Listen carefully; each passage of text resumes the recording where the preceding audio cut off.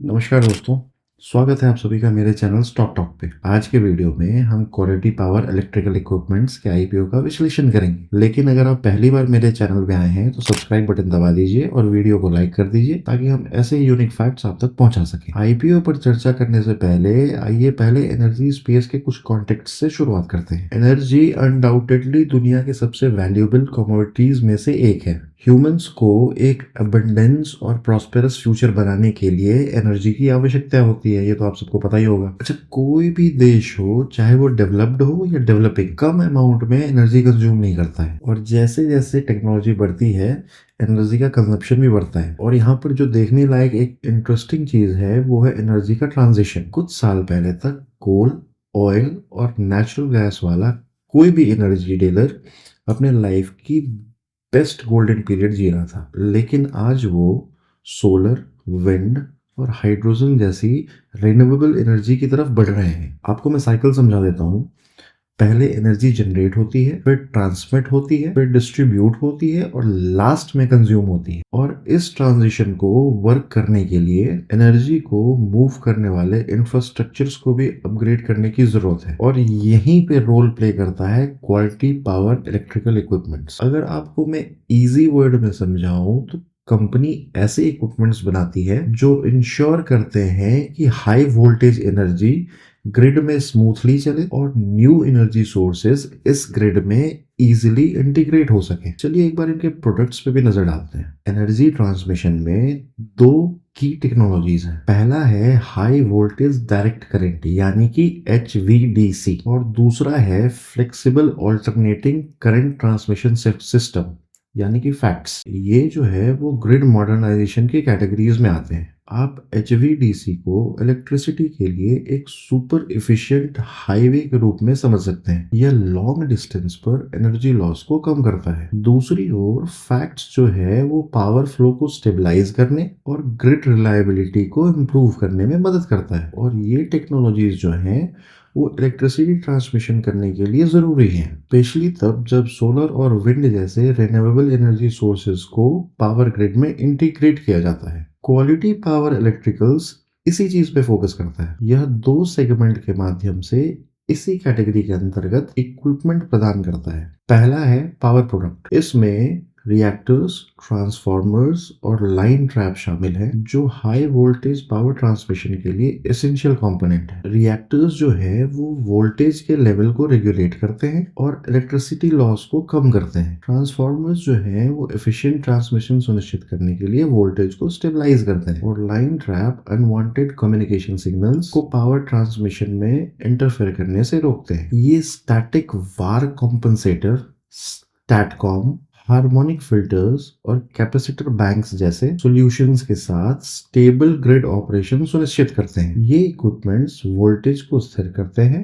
तथा power factor को improve करते हैं, जो इंश्योर करते हैं एक steady uninterrupted electricity supply. Financial 2025 के फर्स्ट हाफ में इन दोनों सेगमेंट्स ने लगभग 700 से 800 मिलियन रुपए का रेवेन्यू जनरेट किया था। लेकिन कंपनी के लिए इस रेवेन्यू का अधिकांश हिस्सा भारत के बाहर के बाजार से आता है। आपने बिल्कुल सही सुना, एक्सपोर्ट ही वो चीज है जो इस कंपनी को अलग बनाती है। जहां पे कॉम्पिटिटर्स इंटरनेशनल मार्केट में 20 से 30% का रेवेन्यू जनरेट करते हैं, क्वालिटी पावर अपने रेवेन्यू का 80% एक्सपोर्ट से कमाता है। और लगभग 100 देशों में फैले ऑपरेशंस के साथ कंपनी इस नीश सेगमेंट में भारत की टॉप एक्सपोर्टर है। देखिए, ये मार्केट बहुत हाईली कॉम्पिटिटिव है और इसमें Siemens, Hitachi energies, transformers and rectifiers और GE T&D जैसे कुछ बड़े प्लेयर्स हैं।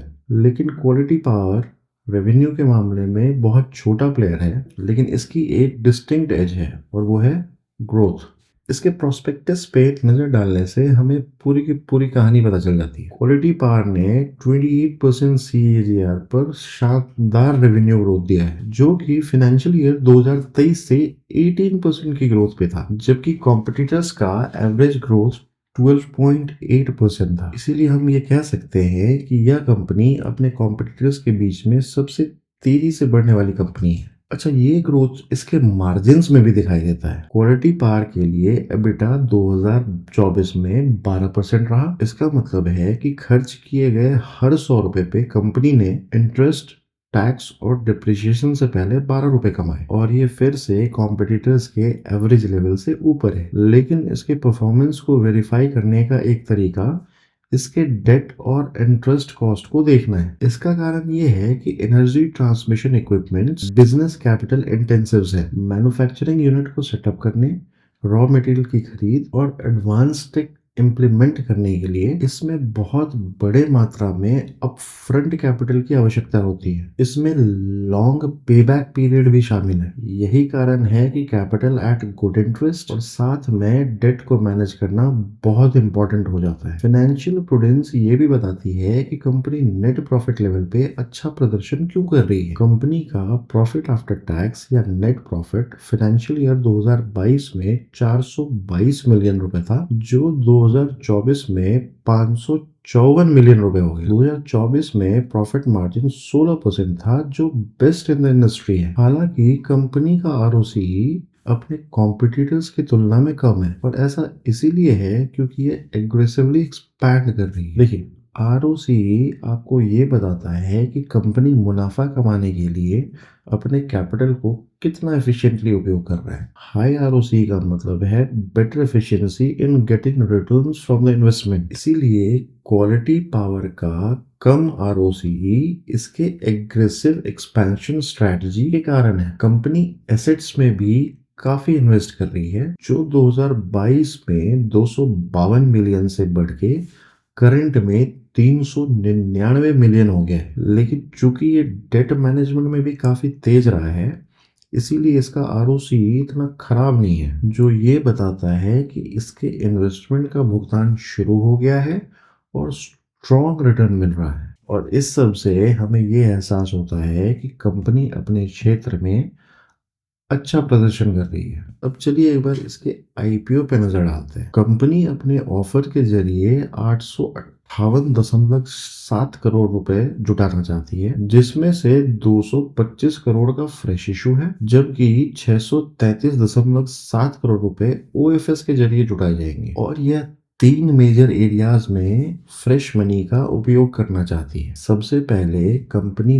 मेहरू इलेक्ट्रिकल्स और मैकेनिकल इंजीनियर्स को एक्वायर करने का प्लान बना रही है। यह एक ऐसा कदम है जो एनर्जी ट्रांसमिशन सॉल्यूशन में अपने प्रोडक्ट ऑफर और टेक्निकल कैपेबिलिटीज को एक्सपैंड करने में मदद कर सकता है। फंड का दूसरा हिस्सा अपने मैन्युफैक्चरिंग कैपेबिलिटीज को अपग्रेड और एक्सपैंड करने पे जाएगा, ताकि ये इंश्योर हो सके कि ये बढ़ती हुई डोमेस्टिक और इंटरनेशनल डिमांड्स को टाइमली पूरा कर सके। और लास्ट में कंपनी ने एक हिस्सा इनऑर्गेनिक ग्रोथ और अदर स्ट्रैटेजिक इनिशिएटिव्स जैसे पोटेंशियल एक्विजिशंस और रिसर्च एंड डेवलपमेंट पर निवेश करने के लिए रखेगी। अब तक तो सब ठीक है, लेकिन कंपनी को कुछ रिस्क का सामना करना पड़ रहा है, क्योंकि ये एक चैलेंजिंग मार्केट में काम कर रही है। एनर्जी सेक्टर साइक्लिकल है और यह हाईली रेगुलेटेड है। ये फैक्टर्स कंपनी के रेवेन्यू और प्रोजेक्ट वायबिलिटीज को प्रभावित कर सकता है। फिर एक रिस्क आता है एक्सपोर्ट कंसंट्रेशन का। अपने रेवेन्यू का 80% इंटरनेशनल मार्केट से आने के कारण कंपनी एक्सचेंज रेट फ्लक्चुएशंस के प्रति वनरेबल है। इसके अलावा इलेक्ट्रिकल मैन्युफैक्चरिंग एक हाई कंप्लायंस इंडस्ट्री है, जहां कोई भी रेगुलेटरी या लीगल चैलेंजेस ऑपरेशन को इम्पैक्ट कर सकता है। और ये इंडस्ट्री स्किल्ड लेबर पर बहुत ज्यादा निर्भर करती है, और हाईली ट्रेन्ड इंजीनियर्स और टेक्निकल्स की कमी प्रोडक्शन एफिशिएंसी और ओवरऑल बिजनेस ग्रोथ को इम्पैक्ट कर सकता है। क्वालिटी पावर एक ऐसे सेक्टर में काम करती है जहां ग्रोथ की बहुत संभावना है। यदि हम सिर्फ पावर क्वालिटी प्रोडक्ट मार्केट को देखें तो यह अगले 4 वर्षों में 18% की CAGR से बढ़ने वाला है। इसी बीच HVDC और फैक्ट्स मार्केट में 65% CAGR की आश्चर्यजनक वृद्धि होने की उम्मीद है। ये ऐसे एस्टिमेट्स हैं जो आपको डेफिनेटली इलेक्ट्रिकल इक्विपमेंट डीलर बनने के लिए प्रेरित करेंगे। खैर, क्वालिटी पावर पहले से ही एक है। ये अपने कॉम्पिटिटर्स की तुलना में कॉम्पिटिटिव एडवांटेजेस के साथ एक तेजी से बढ़ते हुए इंडस्ट्री में काम कर रहा है। वैसे यहाँ अनडाउटेडली एक स्टिफ कंपटीशन है। आप क्या सोचते हैं कमेंट करके जरूर बताएं। इस वीडियो में बस इतना ही। अधिक जानकारी के लिए चैनल को सब्सक्राइब करें और वीडियो को लाइक करें ताकि आपके अपनों तक अधिक से अधिक जानकारी पहुंच सके। जय हिंद।